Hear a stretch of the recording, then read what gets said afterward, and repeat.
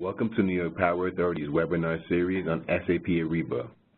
This technology was implemented earlier this year and is our new way of submitting proposals here at NYPA. My name is Will Williams. I'm a member of the Supplier Relationship Management Group, and today this webinar will demonstrate how our suppliers and our potential suppliers can access our bid content and participate in our RFPs. Please note that this is a two-part webinar. My colleague Asmar Capers will be conducting how to respond to an RFP for those of you who are already registered with Ariba. For technical considerations, audio for participants has been muted in this webinar. If you have a question, please type it in the chat box, and at the end of the session, we will go through your questions to try to answer as many questions as we can if not already addressed. This webinar is also being recorded and will be made available on our NYPA.gov website. So firstly, what you'll need to do to get started is you'll need this specific NYPA Ariba link. Regardless if you have an Ariba account and an existing user, you will need to utilize this specific link to access the NYPA realm of Ariba. So the link is nypa.supplier.ariba.com/register. And once you utilize that link, it will take you here. Like I said before, you do need this specific link regardless if you're an Ariba user or not. If you are new to Ariba, you will scroll down and you will have to answer all the questions with the asterisk. Company name, the country that your company is in, the address, basic profile information. Now, whoever is going on to register here, they're automatically the admin, meaning that you have super user rights and you control all accesses within the account. Now, we already have an account, so we are going to log in here.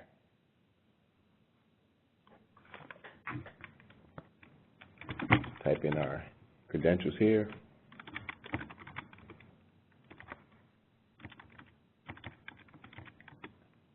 Again, if you have an Ariba account, you would do the same process. You would log in, and it will pull up your account, and you'll be able to link the two accounts together.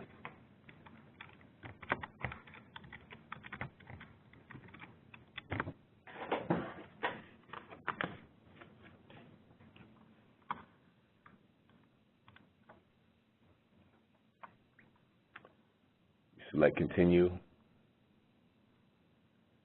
and if you were new, you would see this page right here, this company profile page. Everything will be pulled in. Now, if you already have an existing account, it will be the same thing. Everything will be pulled in here. If you notice on the side, there's public profile completeness at 55%. The reason for this is you only need to answer those questions that have an asterisk next to it. Those are all the ones that are pertinent for approval. Now, this is the first part. These are the Ariba Cloud questions. These are not the specific NYPA questions, but you will need to fill this out in order to link the accounts or when you're setting up your Ariba account at the beginning. So again, it's just the basic profile information. You would fill this out. AC Supplier Test is the company name. You would like to include a DBA. It's very important if your company functions under more than one name. Here, this number is very important. This is your network ID. This is how anyone at Ariba will be able to identify your account. It's very unique to each account. AN stands for network ID, so this is something you would like to make sure you have handy. You can give a short description of your company. You're also able to put the website of your company, the address, et cetera. If your company has any additional addresses, you may want to put that here as well. Now, this category here, product and service categories, ship to or service locations and industries, this is very important here. This is for an Ariba Discovery feature. Ariba Discovery just means that you will receive leads based upon the services you render, not just specific to NYPA, but anything within the industry that aligns with your business. So you definitely want to make sure that you utilize this feature. So, show you how to go in and do this. You select Browse. Let's say, for instance, you were a construction and maintenance services company. You would click there. Another subset of choices will show up here. We're going to go to General Building Construction, click there, and let's just say with infrastructure construction. You would select the circle here with the plus signal. And you will see it show up here in your selections, and you press OK. You can just verify your choice because it will show up here under the original search bar. It's the same thing for the ship to or service locations. You just want to identify all of the places that your entity is capable of doing business at. So firstly, what we're going to do is go here. Let's say you were in South America. Same process, another subset. Choices will come up. Select Chile, and it goes all the way down to the cities. So we'll go with Male. Select that here. You see the check mark. You scroll down and you press OK. And you just want to save all of your work at the bottom. The way that you verify that everything is saved in Ariba, there will be a green banner at the top saying that your profile has successfully been updated. If you do not see this banner, you want to just go back and verify that you hit the save button.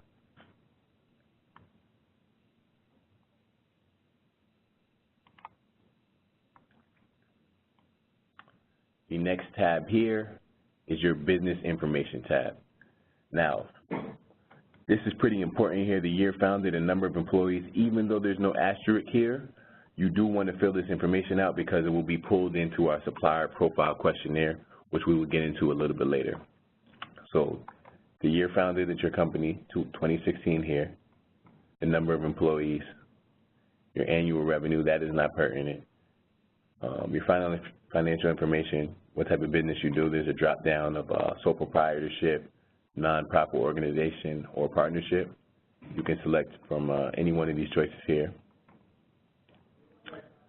And the state that you are registered with, New Jersey, your DUNS number, if you have a DUNS number. It is the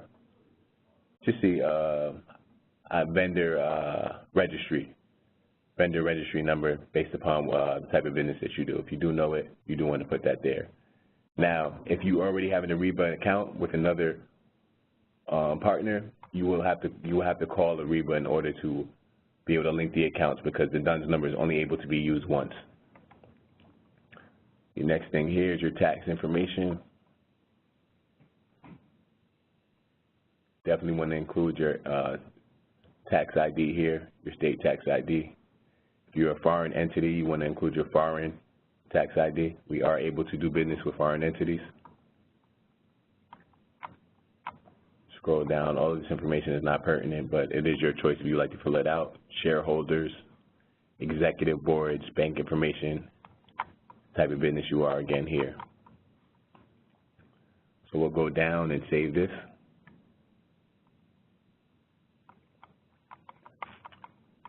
As I said before, you want to just verify that you see this green banner. That's how you know that all of the work that you submitted was recognized by the system. The next tab here is your marketing tab.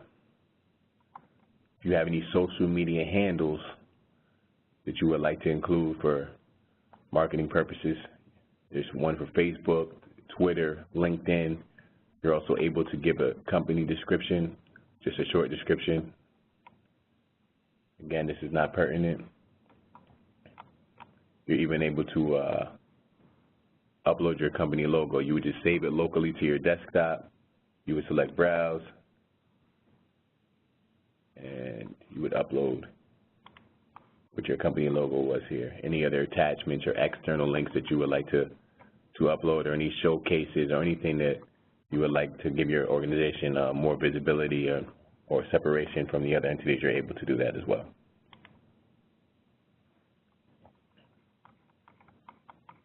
And we're going to select Slave here.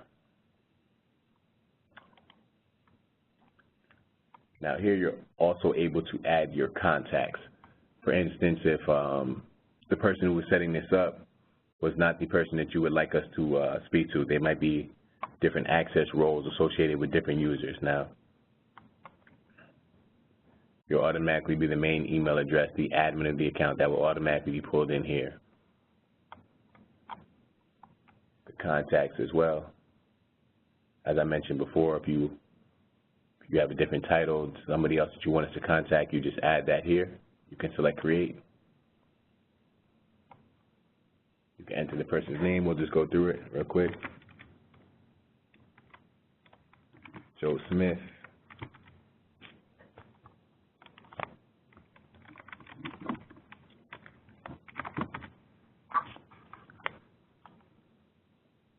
Sales rep.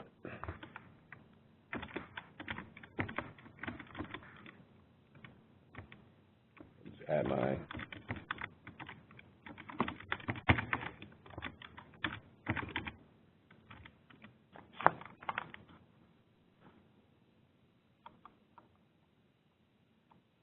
I believe that's the only pertinent information there. Let's see.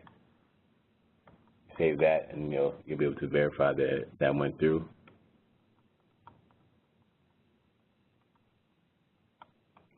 You're also able to assign them to whatever role or occupancy that they fill in your company. Go here and press save. Now, contact is different from a user. That's just a point of contact we would reach out to with anything in regards to your account, but they may not necessarily have access to the particular account. We will go over how to create another user in the account, because we do recommend that you have more than one user, just in case somebody's out on vacation or somebody is out sick or anything like that. You want to have at least multiple people that will be able to respond to the bid, because these things are time sensitive. So the next tab here is your certification tab. If you are an MWBE, a woman-owned business, a minority-owned business, a veteran-owned business, if you have your ISO certification, you would just check all those that apply. Then the subset will come up depending on the certification. If you're not certified, you will select this as well. And this is just for visibility. Many RFPs and bidding opportunities do have minority business goals or women business goals, and this is something that we do recognize here at the Power Authority. Now, the next tab here is the Customer Requested tab. This is the most important tab here.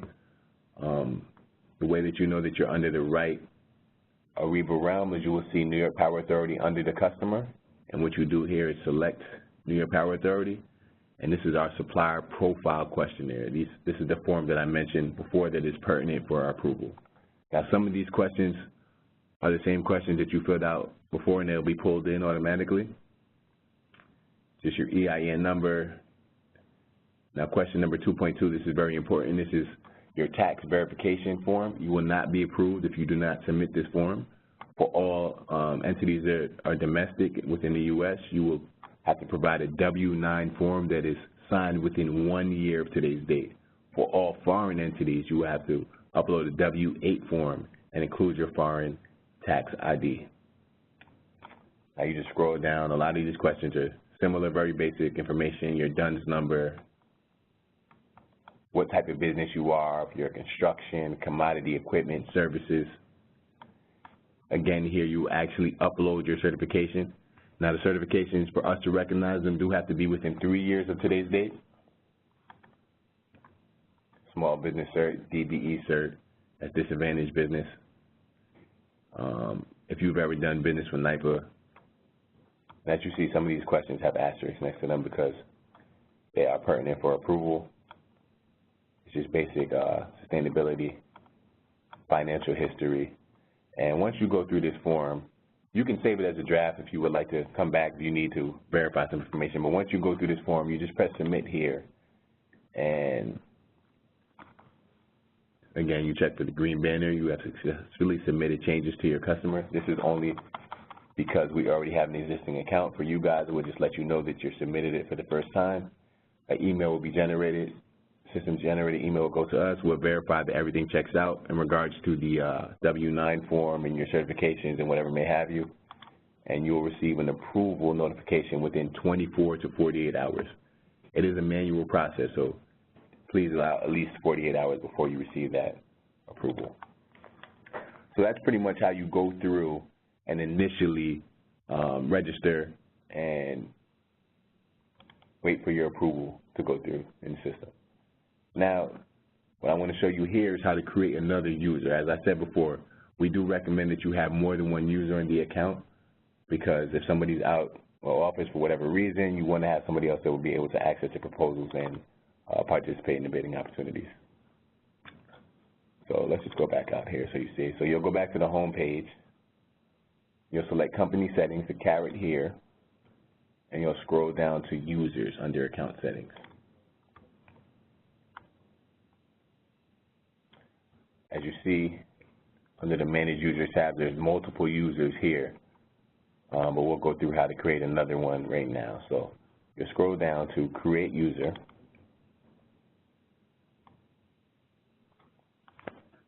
and you'll have to create a username. Now, all usernames must be in email format. However, they do not have to be an active email. So we'll go Joe Smith again, at NYPA.gov.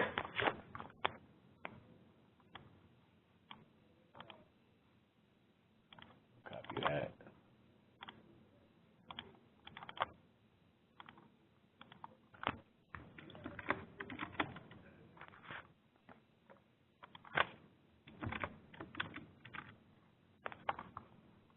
You don't need to put a phone number. Now, what's very important is when you create a user, you do have to assign them through a role, and we'll go over the roles in a second. But depending on what you would like them to be able to do in the system,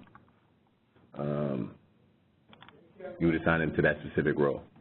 So here we titled the role sourcing, and we're just going to save it. Hit done.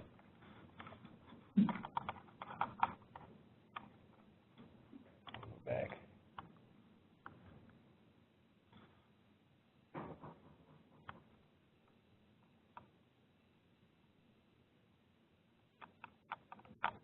And now I'll go through how to create the roles here.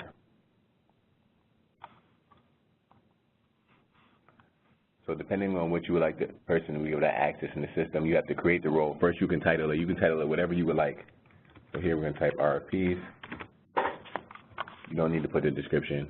And you will go through the permissions here: account hierarchy administration, child account access, contact administration, catalog management, payment profile, etc. Now, if you would like them to be able to access the RFPs and participate, you scroll all the way down to the bottom, access proposals and contracts. So as you see here, view your organization's Ariba sourcing events and Ariba contract management, contracts, documents, and tasks. This permission grants access to the proposals and the contract properties. Individual users must be approved by Ariba sourcing buyers before they can view or participate in events or contract tasks. You select that here, and you go save.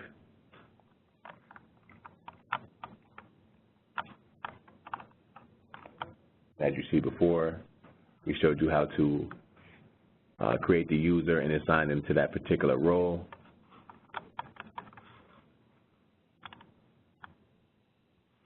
Select save here, and you'll see your profile has been successfully updated.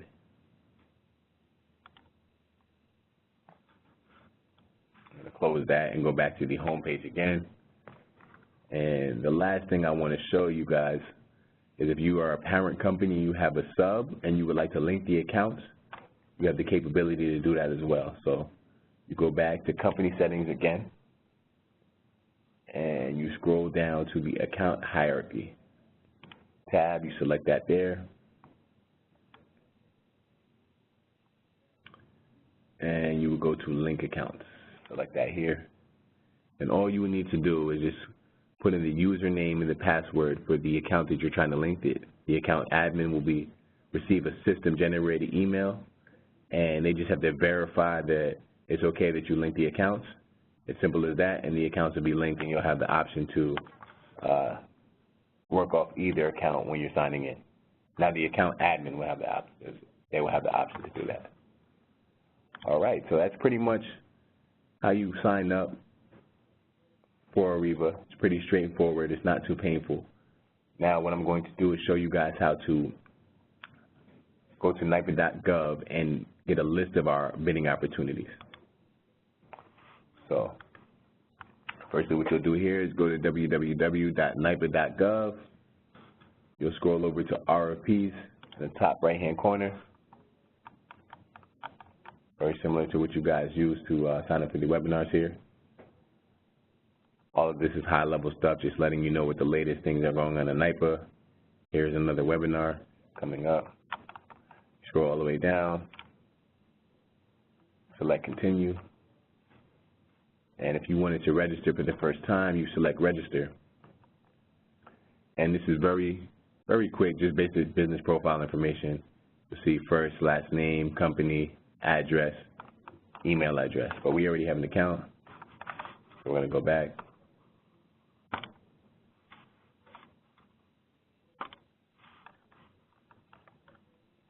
And we'll log in. Accept here.